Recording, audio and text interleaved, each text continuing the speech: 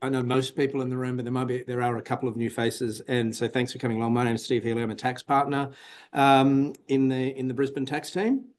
And today we're going to cover off on a few very interesting things. So we've got a couple of corporate tax topics. So yours truly will take you through those.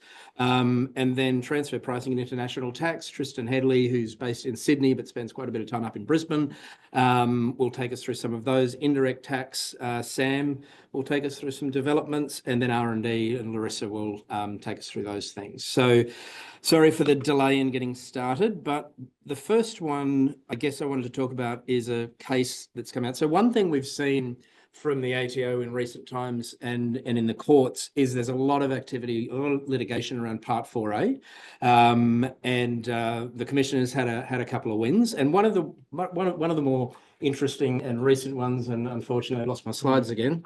But I'll keep going anyway. Is a case called Merchant. Merchant and the Commissioner of Taxation. You can get those happening. That would be fantastic. So Merchant is a guy called Gordon Merchant. Some of you may have heard of Gordon Merchant. And fun fact, actually, I have Maria here in the audience today. Maria and I, many years ago, worked together. The 11th of August 2000, Billabong listed, and Maria and I worked together on that listing. That's in a past life in another firm, but it was a little bit of fun at the time. So Billabong started back in 1973, and that was Gordon and his wife, Rena, who literally were making board shorts in their kitchen, and became a success story. Gordon obviously made a fair bit of cash out of that transaction, sold quite a few shares along the way. But the case of Merchant and the Commissioner of Taxation basically went like this. So on the 14th of May last year, the federal court held that the general anti-avoidance rule in Part 4A and the dividend stripping provisions applied to deny tax benefits that the court concluded had arisen out of the scheme. And I'll go through that in a little bit of detail shortly. 22nd of April 2025, so Gordon Merchant, not surprisingly, appealed that decision. The full federal court in April this year on the 22nd delivered a split decision that largely upheld the decision of the federal court, but for one relatively small aspect of that. So the relevant facts are that in September 2014, the Merchant Family Trust, so Gordon had a fairly large family group, Merchant Family Trust. In fact, we were going to have another client of ours join us who used to work back in the old Price Waterhouse days. I'm giving kind of my age away a little bit, but that's fairly obvious anyway. Actually used to work for Gordon Merchant. He was a client of the firm. But in 2014, the Merchant Family Trust sold 10 million shares in Billabong International at market value to Gordon's superannuation fund. And what that did is it crystallised a fairly substantial capital loss. You might recall Billabong kind of was up here for a while and then it ended up down there. And eventually they were privatised. In April 2015, Merchant Family Trust sold all of the shares it had in a company called Plantic Technologies. So one of the things Gordon Merchant did post Billabong was invest fairly heavily in startups, and it's got a bit of a philanthropic piece to it as well. So Plantic Technologies he'd sunk a lot of money into, largely through intercompany loans from entities within his broader group. So Plantic Technologies was sold, all of those shares, to an unrelated third party, and it realised a capital gain, that transaction, of some $85 million. As I've said there, it was a startup company, significant funds had been invested. As a condition of that sale, and not surprisingly, the purchaser's not going to want to take on a whole lot of intercompany debt. Normally, when you actually sell a private company, you'll actually clean up the balance sheet. So that occurred in 2015. Various intercompany loans, around about $55 million in total, were forgiven. And the entities to who those monies were owed were Merchant Family Group entities. So the number of tax outcomes, not surprisingly, the capital loss crystallised by the Merchant Family Trust for the sale of its shares in Billabong International was applied to reduce the net capital gain realised in the sale of the Plantic shares. So remember, that was $57 million capital loss, $85 million gain. The forgiveness of the loans to Plantic, what that had the effect was increasing the value of the Plantic shares. So therefore the amount the third party was willing to pay for those shares, and therefore the capital gain. So we actually increased the capital gain. That was important because the commissioner contended and the court held that had those loans been repaid by Plantic, instead of forgiven, those proceeds ultimately would have been distributed as dividends to Gordon Merchant, ultimately. So there would have been an incident of tax on those loans. So the court's decisions, the federal court held that the Billabong shares, so the shares in the BBG Billabong International Group formed part of a scheme that was entered into for the sole or dominant purpose of obtaining a tax benefit. The court also held that the debt forgiveness transactions constituted relevant schemes having a substantial effect of dividend stripping, and therefore applied section 177E. So absent those forgiveness transactions, as I said, what the court was saying is, and what the commissioner contended, was those amounts would have been included in Gordon's assessable income as dividends. Full federal court largely upheld that, but for one debt forgiveness transaction, and applied Part 4A, and the primary judge correctly identified the inquiry as to dominant purpose as an objective test. In relation to the dividend stripping component, the majority of the court observed that 177E is directed at schemes that put company profits in the hands of shareholders on a tax-free or substantially tax-free basis. A notable point here is Justice Logan. He was the dissenting judge in the decision, found that the primary judge in the federal court decision had erred on focusing the actual purpose and the subjective intent of the parties, and that it inferred, and in fact, had inferred intention from various documentation providing it as evidence. And Logan held that 177E didn't apply to any debt forgiveness, as it did not render the capital gain on the sale of the shares as tax-free. He actually said, well, in actual fact, it increased the capital gain. So that's a little bit weird and incongruous to what the dividend stripping provisions are all about. So I know this is a really quick, I was intending to go through a little bit slower, but a couple of key takeaways from this one. And bear in mind, there's a lot of activity in this area. The Commission is very litigious at the moment and is pursuing quite a lot of cases around the application of the general anti-avoidance rule. It does clarify the way in which the courts will apply the GAR and the dividend stripping provisions. A really key takeaway is that private groups have to exercise extreme care when undertaking internal restructures and preparing for sale.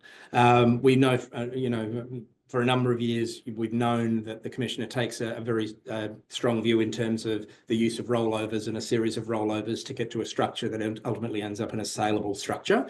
So you do have to exercise extreme care. Also, that the Commissioner seems more willing to apply the dividend stripping provisions, even when it may not appear at face value to be a dividend strip. And again, refer to Logan's dissenting judgment in that case. So the one that comes out is that taxpayers have to really, we always ran this home with our clients, clearly and carefully document the commercial purpose of all relevant arrangements. And again, note the reference of the primary judge inferring intention from documentation that was adduced as evidence in the case. So it is a really interesting decision. There is a bit to it. I'm not sure. I think leave to the High Court. I think they've applied for leave to appeal, but we'll see what the outcome of that is.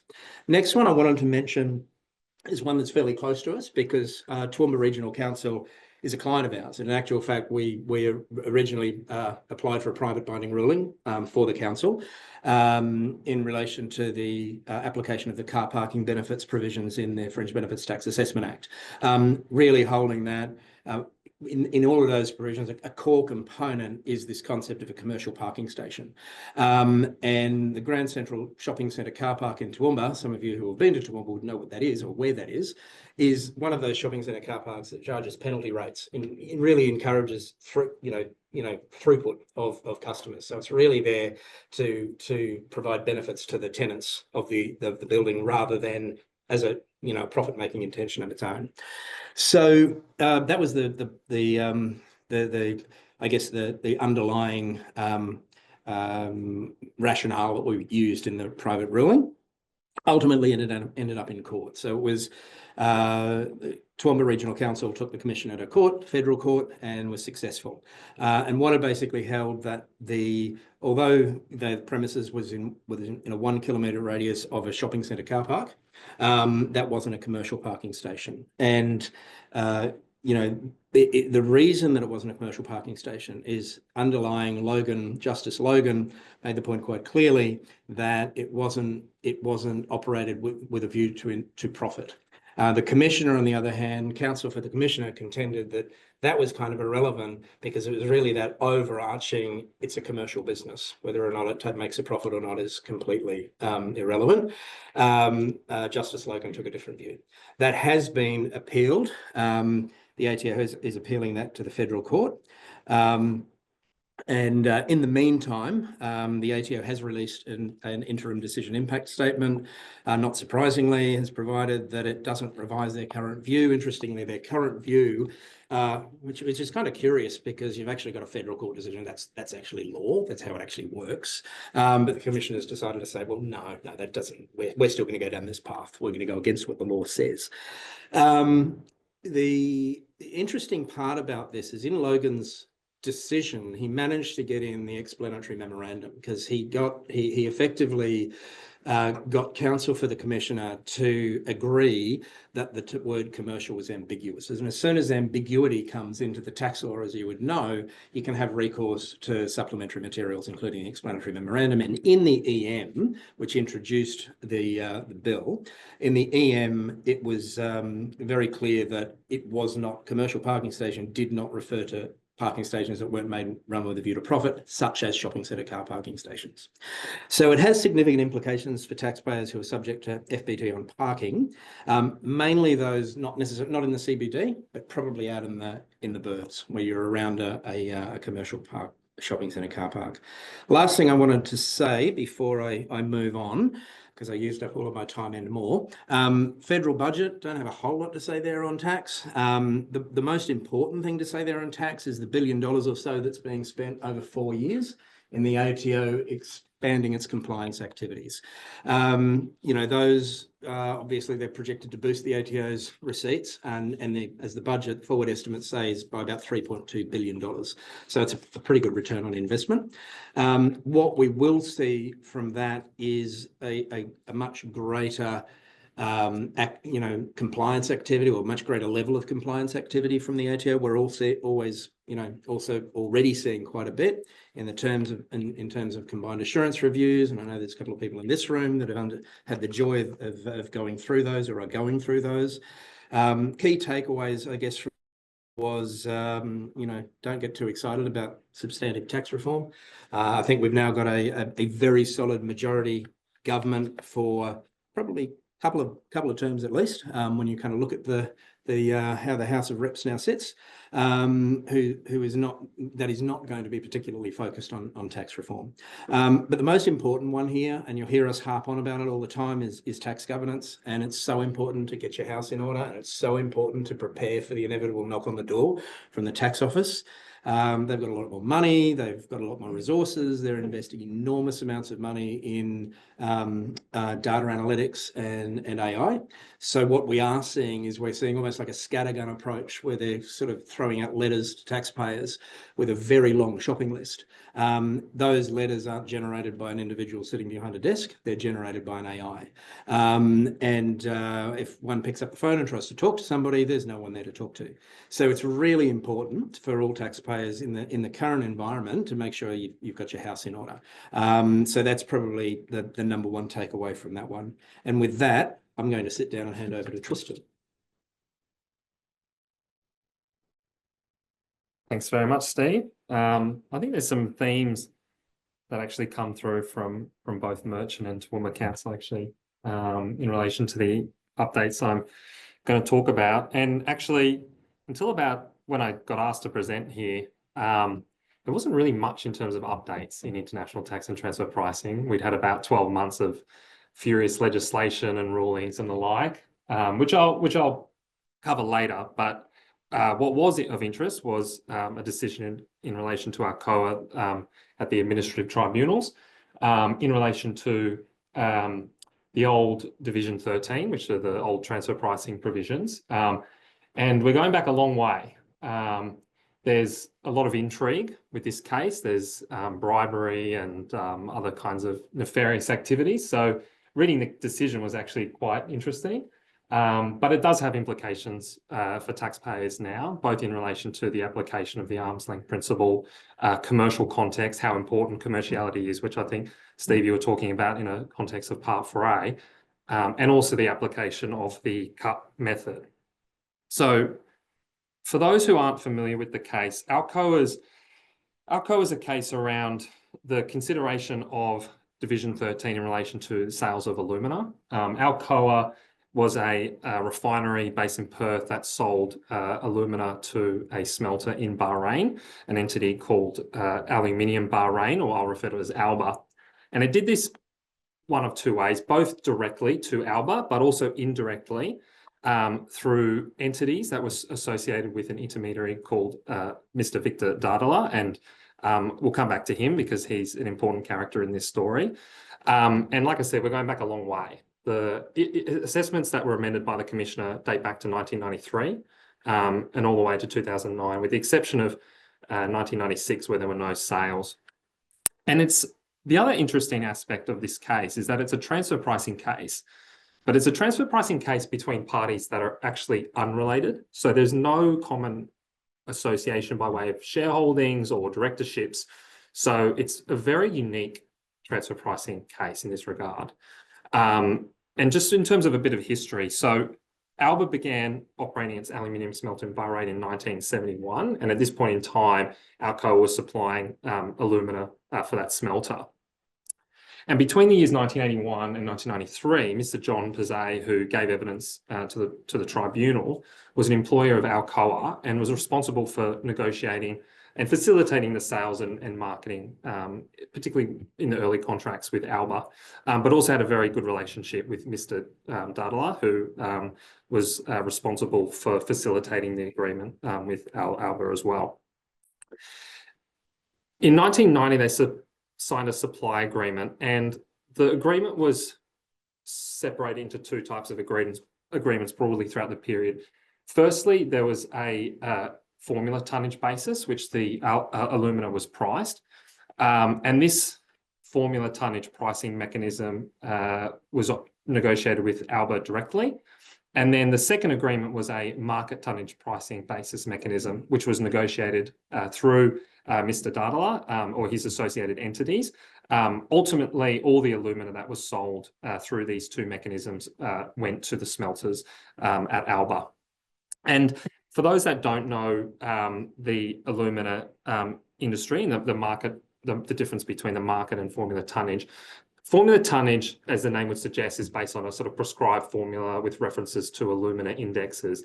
And the benefit of a formula tonnage pricing mechanism is that it gives certainty of supply for smelters, so it knows it's going to receive a certain amount of alumina over a period of time, but it also guarantees a very stable level of income for the refinery as well in relation to that alumina. And the market tonnage is really at spot prices or prices negotiated specifically between the parties.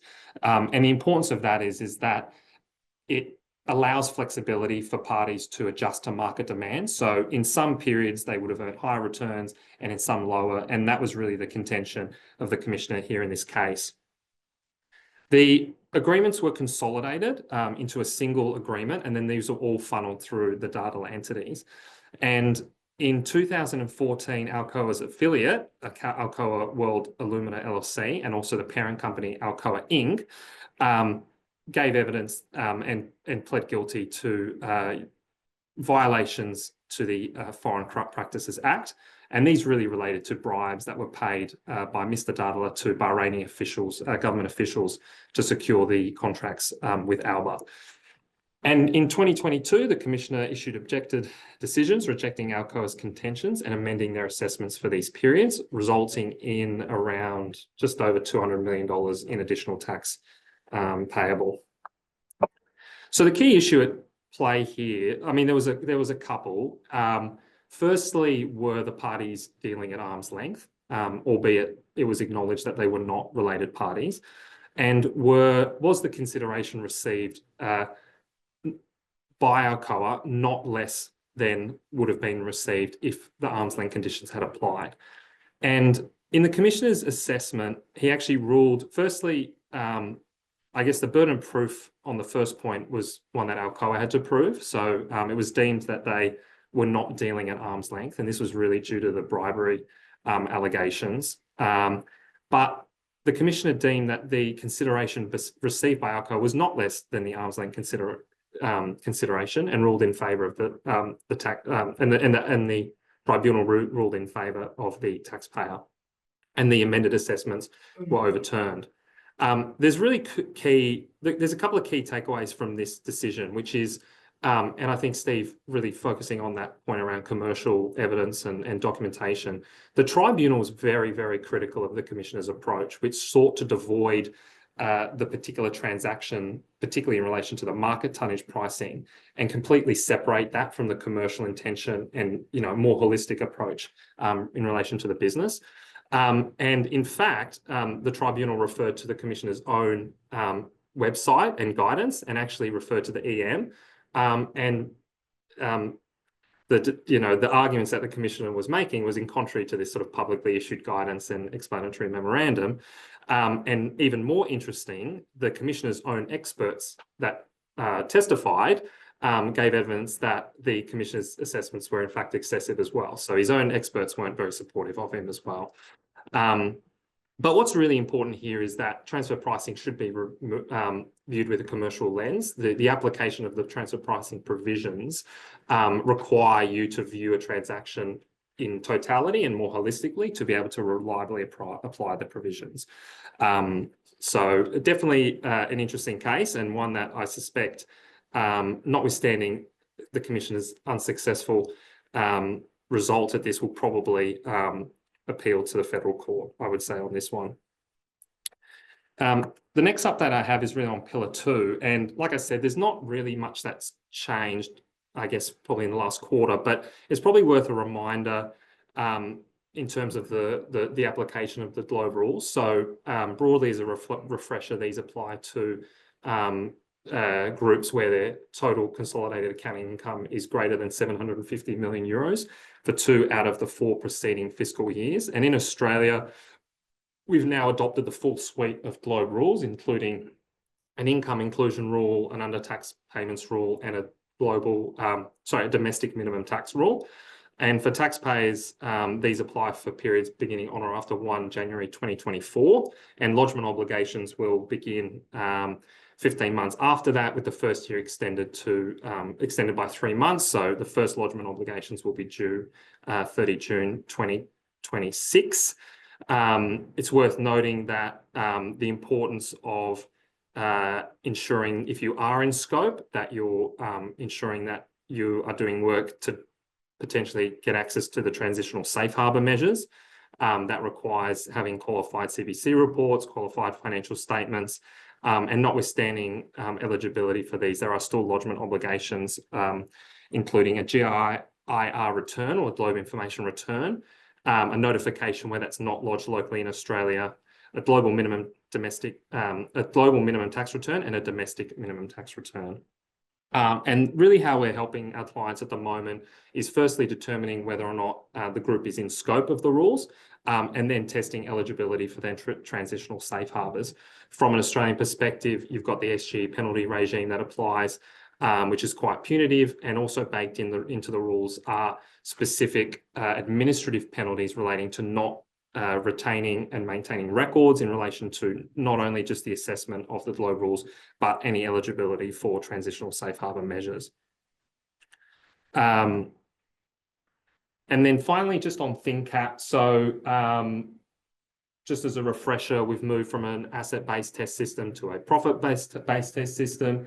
There are 3 tests taxpayers can rely on: a fixed ratio test, which is the default method, and then a group ratio test and a third-party debt test.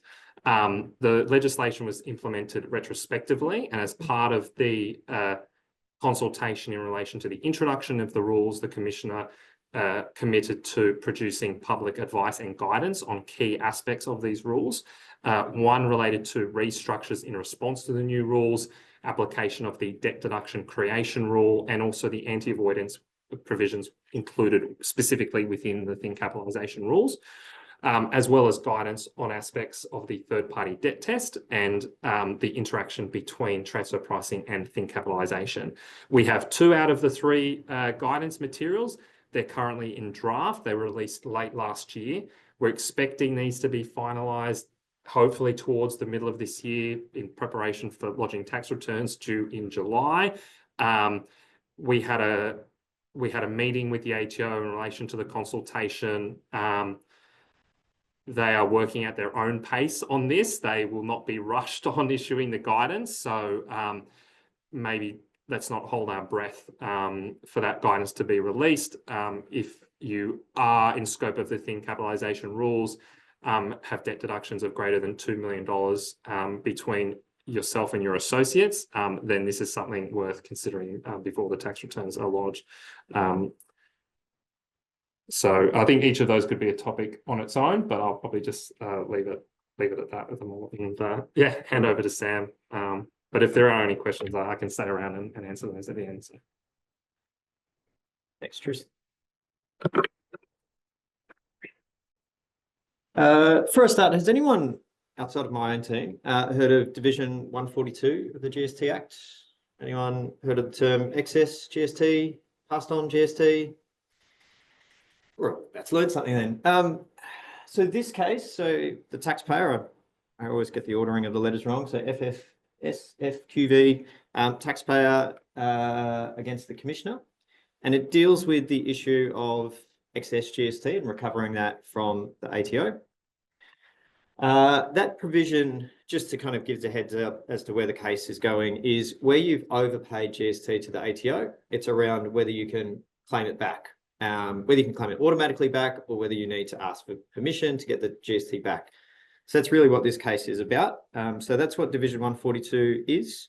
It was brought in about 12 years ago, 13 years ago, as a result of a series of cases where the ATO had to refund, I'm going to say it was close to $500 million back to a lot of car dealerships where they overpaid GST and got, $500 million back, and the ATO didn't like that answer. It hit the bottom line of the budget quite hard. So they went, okay, well, we're going to stop taxpayers automatically getting GST refunds where they incorrectly charge GST. So that's really what this case is about. So the facts of the case are probably not. It's quite a long decision, so I'm not going to focus on all of the facts. I'm really just going to focus on the bit that deals with Division 142. So this particular taxpayer, it's a property developer based in the ACT. It approached the ACT government and sought to acquire a parcel of land for $5.5 million. But as part of the acquisition, it wasn't a I guess without strings acquisition. They also agreed that they were going to develop a series of residential premises. I think there was a 300 odd residential units that were involved across 2 different stages.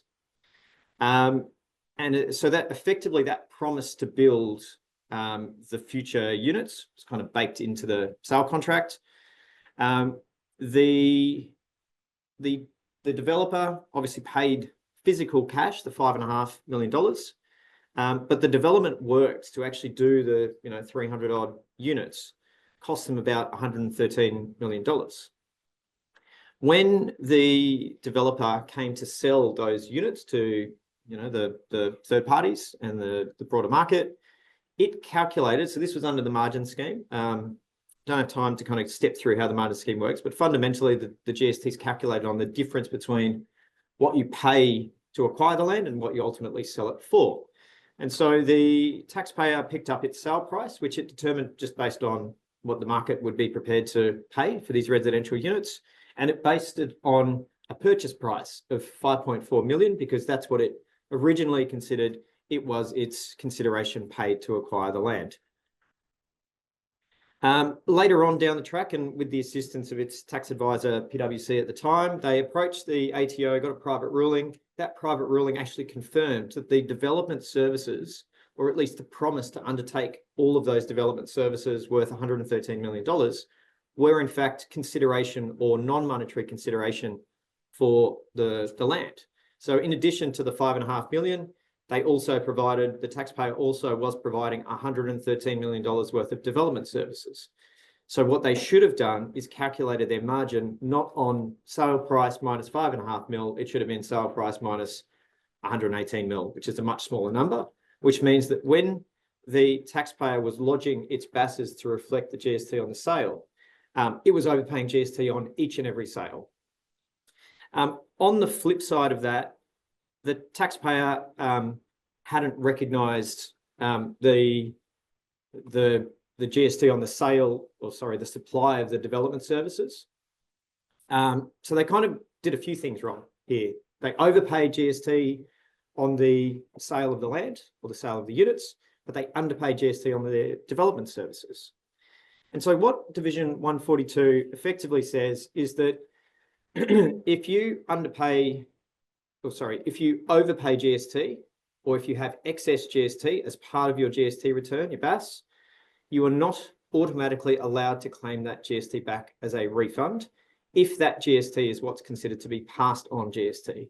So effectively, if that GST that you've incorrectly charged the next party has been baked into your price, that GST is effectively embedded or it's passed on. You can't get a credit for that until such time as you either refund the consumer or reimburse the consumer or your recipient, or you have to convince the commissioner that you did not bake in GST in setting your price. So they were the issues as far as Division 142 went that related to this case. On the first threshold question around whether there was even excess GST, what the taxpayer tried to argue was more or less two wrongs make a right here. They accepted that they overpaid GST on their specific sales of their units, but they said, yeah, but look at the other side. We kind of underpaid GST, and those two things broadly net each other out. They said, well, when you look at the return as a whole, you've got one up, one down, two wrongs make a right. We don't have excess GST.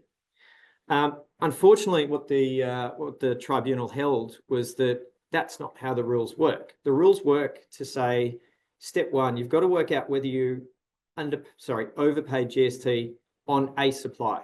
So you've got to look at it at its most granular level, look at it and go, is that particular one transaction that we've isolated, the sale of that one unit, did we pay the wrong amount of GST? If the answer is yes, you're caught. Not so much saying, can I find a whole bunch of errors in my BAS elsewhere that allows me to offset it? So that was the process by which the tribunal considered that issue and said, no, forget about the fact that you didn't pay GST on your development services. That's irrelevant to determining the question as to whether you've overpaid GST. So the next question becomes, okay, we've ticked the box and said, you've got excess GST, but has that excess GST been passed on to the consumer? And to answer that question, you've got to consider the broader factual matrix, I think was the term that the court used, or the tribunal, sorry. And they said, well, look, in a normal course of events, you as a property developer, you kind of look at the market and you go, what is the market willing to bear as the price?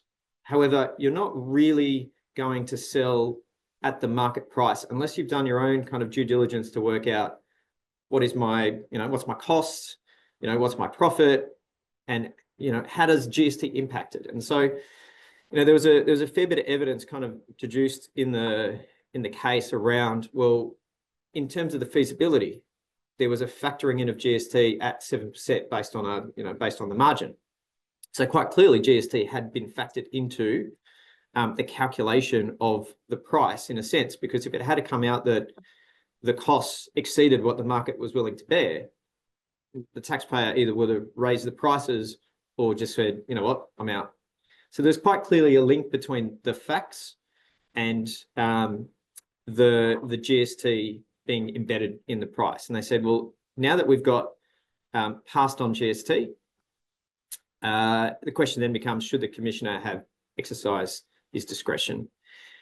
There was a bit of discussion in the case around what was the purpose of Division 142? And effectively, the whole point of GST, and if we go back a step before GST, we had sales tax. It's a tax that's designed to kind of flow through the whole supply chain. So yes, it's the supplier who makes the supply, and they're liable for GST, and that's fine. That's the mechanics of it. But the practical reality and the economics are that GST should be borne by the end consumer. And the way you do that is you build in GST into your price. And so when taking all of that on board, it was quite clear that one, there was passed on GST, and two, there was no real reason for the commissioner to give a discretion. So the commissioner is not going to give a discretion because you screwed up on your development services and had to pay GST there, and you're not going to get it back when you now sell the units. That was not a matter of fairness. They just said, well, you just got that bit wrong, and that's also wrong, that they're two different things. So there was a bit of discussion in the case around the logic as to why we have Division 142. But I guess the broader point I wanted to raise is that we often see, or at least speak to clients who just assume that if I make a mistake on my BAS, I can just fix it. If I overpay GST on a sale, I can just claw it back. Quite clearly, the answer is you can't just assume that is the answer, because the law says the assumption is that you've already passed on that GST. So unless you're prepared to reimburse your customer or go and get permission, you can't just automatically do that. So that's Division 142. So in the slides, which we will email through to you, there is a very helpful flowchart that I think Amy in my team has prepared, which actually explains the logic as to how you kind of get to an answer that says either you can or can't claim the overpaid GST back. The next topic I wanted to cover, and I'll do this fairly quickly, is we've got two existing GST rulings, and there's a suite of rulings that cover the GST-free provisions, both in terms of GST-free supplies of goods and GST-free supplies of services. Now, if you actually look at the provisions themselves, they're roughly, I'm going to say 10 pages at most. If you add up how many pages of rulings there are, it's in the thousands. That's how much detail exists in these suite of rulings, but certainly these two rulings, I think, come out to about 300 odd pages. So I'm not going to bore people with the detail of all of the changes, but these are fundamentally an entire rewrite of these two rulings. So the first one deals with the scenario where you might otherwise have a GST-free supply, but because someone else in Australia benefits from that supply, that GST-free treatment is negated and it becomes taxable. So that's the first ruling, which is GSTR 2005-6, and then GSTR 2007-2. That deals with the instance where a supply may be GST-free where the effective use and enjoyment is occurring overseas, which is kind of the point of GST. We're trying to tax use and enjoyment in Australia. We're not trying to tax consumption that occurs outside of Australia. The need to update these rulings goes back to 2016. There was a fundamental rewrite of those GST-free provisions, which followed a Board of Tax review. And what the review found was we have too many non-residents in the Australian tax system relative to most other VAT systems in the world. We have a lot. We make non-residents register at a much lower threshold than most other countries. The other thing that the review found, and the law was changed to fix, was trying to tax more of the consumption that occurs in Australia. So for those with a bit more memory, you might remember this was roughly the time that everyone's Netflix's subscription fees went up by 10%. It was because of these rules. They said, even though you are going out to a non-resident, getting your service directly from overseas, you're consuming it here, we're going to tax you here. So that they were like part of the suite of changes that were made. So the ATO has taken its sweet time to update these rulings. What are we now, 9 years down the track? I assume they've been busy, but like I said, I won't go into all of the detail, but what the changes that affected 2005-6 did was widen the scope of trying to make more things GST free, so we didn't require too many non-residents to register. So I've given an example where you've got an Australian supplier who's been engaged by a non-resident customer. And in the ordinary course of events, that is a service. So, you know, someone engages us to provide tax advice. That is a service that should be GST free. So far, so good. The non-resident might have a subsidiary entity in Australia. And that non-resident says, you know what, when you send me the advice, can you send a copy over to my subsidiary company as well? Under the old rules, because another entity in Australia benefited directly from that service, it was taxable. So it said, notwithstanding it's going overseas, someone else in Australia benefits from it, we're going to make you add GST. So all that ended up happening is the non-residents would register, claim the credit back, lodge a whole bunch of nil bazers for a while, and then deregister. It was a bit silly. So what the rules now say is that if that example happens and the Australian company is an Australian business that would have otherwise have been able to claim the credit, we're going to let you make it GST free, because all that ends up happening is we're going to stop that kind of circular flow of money. Now, that's the main kind of change that has been made. So there's a whole series of examples, and we're talking, I think, 170 pages for this ruling, but there are a huge amount of examples that I think cover kind of a lot of the base scenarios. Similarly, for the effective use and enjoyment, it's kind of the flip of that. It's saying, look, there was a whole bunch of scenarios where non-residents were engaging Australian suppliers and making things GST free where someone else was benefiting. So for example, you might have a non-resident company who would fly their employees to Australia to enjoy some training. The effective use and enjoyment of that happens where the training occurs, but yet under the old rules, that was still seen as being GST free. We're now bringing some of those services, and there are, you know, various carve-outs and rules, but fundamentally, if the use and enjoyment physically happens in Australia, we should be taxing it in Australia. So that's what the rewrite is around. So if anyone obviously has any specific scenarios they wish to consider, I'm more than happy to have a look at it, but that's what the rulings cover. Super quick on the next 5,000. Look, I won't go into a huge amount of detail, but Steve did touch on the fact that the ATO is spending a lot of its time and effort around tax governance. This is a slide I think I've used earlier.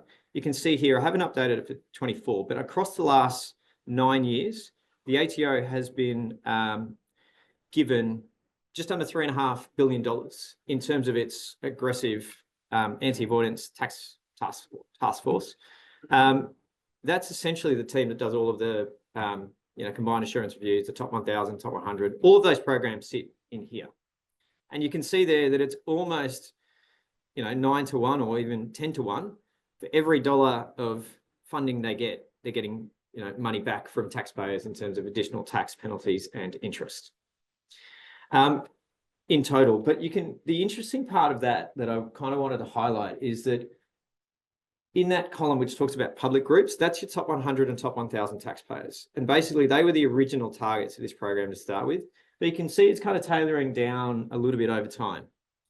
And then if you look at the far right column, where we're talking about private groups, that's your top 500 and the next 5,000.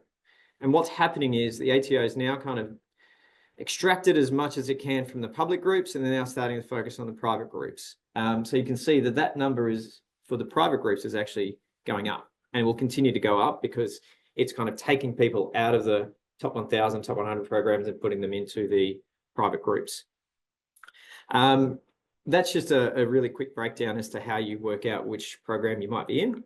And really the only thing I wanted to touch on in terms of the next 5,000 is really just a reminder from the ATO that a lot of what they're seeing in that next 5,000 group is just a lack of record keeping, but it's just kind of good governance around documentation. It's around ensuring you've got the right receipts, you're putting things in the right returns, that you can evidence the deductions and the credits that you're seeking to claim for GST or income tax or any other of the federal taxes, that quite often things are just not properly documented. And the ATO is now taking a pretty aggressive approach in terms of saying, well, if we can't see the documentation underlies it, we're going to ping you accordingly. So with that said, I'll hand over to Larissa, R&D.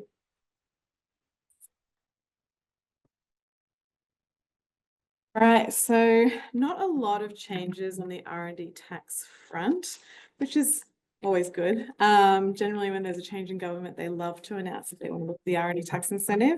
But fortunately, that has not come about. So In terms of the updates, and we're thinking that there's probably not been any discussion about R&D tax changes because there is currently a R&D tax landscape review. So as part of that, RSM did make a submission. I just wanted to run through some of the key points that we made in our submission. It was quite a substantive document. And so I'm just going to cover off on very high level points in relation to that. So our broad overview in terms of our submission was that business leaders need financial certainty in terms of the R&D landscape in Australia. And, you know, they're really looking for collaborative and non-contentious behaviours in terms of with the regulator. So to facilitate that objective, the R&D system should comprise of a defined innovation policy framework. In our submission, we noted that there are three things that would be good for the panel to consider in terms of that framework. The first is that there is an industry agnostic R&D tax incentive regime, which we currently do have, and that eligible R&D entities can receive tax benefits where they are investing in innovation in Australia. The second is that there should be direct targeted funding or government grants that are fair, transformative and efficient in distributing funding to priority government areas or industries. And that funding really should be supporting long-term value impacts to Australia and taxpayers. And the third is that I guess the R&D system should really be incentivizing both business and academia to commercialize the IP that's being generated. So quite often we see a lot of great IP being generated in Australia through our universities or through private sector, but that doesn't get commercialized here in Australia. So we've submitted that should certainly be incentivized here in Australia. Some key components that came out of our submission that I'd just like to briefly touch on. We've suggested that through the strategic review, there should be a comparison of the Australian R&D tax incentive compared to other global R&D tax incentives. And there should be a frank discussion with stakeholders in multinational entities on what their views are around Australia's innovation platform and whether it is competitive in terms of the global landscape and whether it would influence decision-making around where companies decide to put their R&D centres. We also noted that there's been a lot of, greyness in terms of the software R&D claims. And so it's not our view that there is a specific software R&D program. However, there needs to be a lot more clarity and clear definitions around what is eligible in terms of the R&D space. I will just quickly skip through these because I know we're kind of running towards the end of time, but I'm not sure if many of you would remember, but in 2016, there was a FFF report that was the previous R&D review. And within that report, there were sort of two key components that were highlighted that we've also suggested that the panel looks at, and that's revisiting concepts such as the quarterly refunds. So for companies who are accessing the refundable R&D tax offset, making that a quarterly program so that there is increased cash flow through the company, and as well as incentivizing companies to collaborate with universities or research organizations. So adding a collaboration premium on top of the R&D tax incentive. The final point there is also, where industry is collaborating with academia, that there is the understanding that often universities do like to retain IP, and that can sometimes push companies out from being able to access the R&D tax incentive. So consideration around, if there is going to be that increase or incentivization in terms of collaboration, that is reviewed. For more information about some of the key points that we raised in our submission, I've just included a link there on the slide. And the final piece, Some of you may be aware that in October last year, there was a R&D transparency report. It was the first of its kind. It included data for the 2021-2022 year. There will be another R&D tax incentive transparency report published in September of this year, and that will include data for the late 2021-22 taxpayers, as well as the 2022-2023 income year. This data does not publish, what types of R&D are being performed by companies. That is commercially sensitive. However, it will include the name of the company, the ABN or the ACN, as well as the total R&D claimed. And that's it from me. Thank you. Thank you, Larissa, and thank you, fellow speakers. We're right on to it. Well, in fact, we've got a minute. We've made up a little bit of time with us at the start, but does anyone have any questions for any of our speakers at all? I was interested about the Commissioner not listening to the report, even though it's something they've appealed. Is that something they've done in the past, or is this... I think Sam touched on it as well, in terms of where they go against what Black Letter of the Law actually says. So just in context, the Commissioner's view is that he's the equivalent of a single judge. His view is as authoritative. He will be obviously directed by full government, but the view is that the stature of the Commissioner is good to the single judge. So he's always willing to issue a decision impact statement, putting his view out.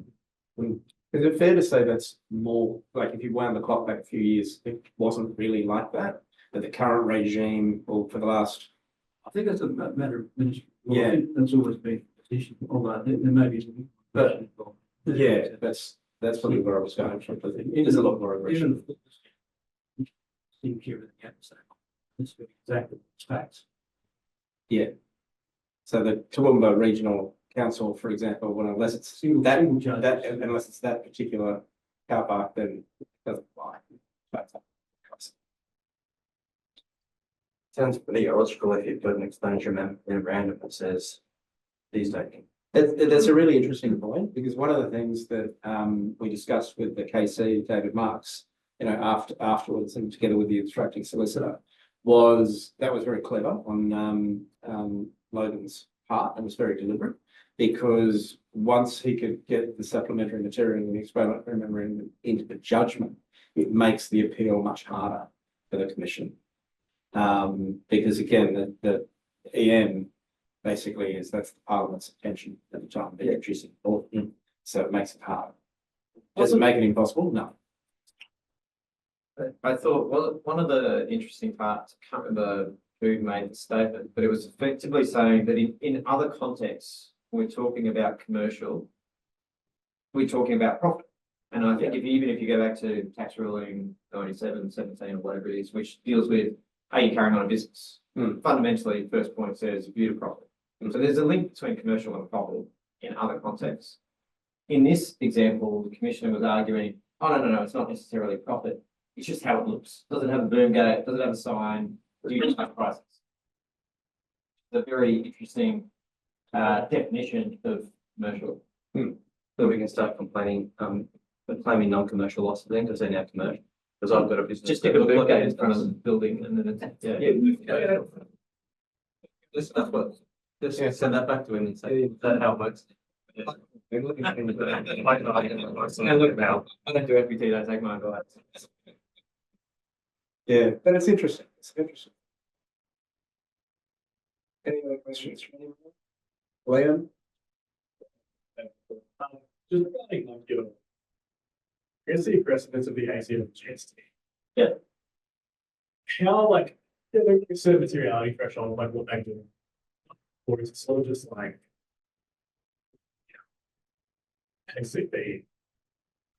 I think one, yes, dollar value limits. Because there are correction limits anyway that apply to all taxpayers to say, look, if your errors are below a certain dollar value and happen fairly recently, you can just chuck that into your next bad and Commission doesn't.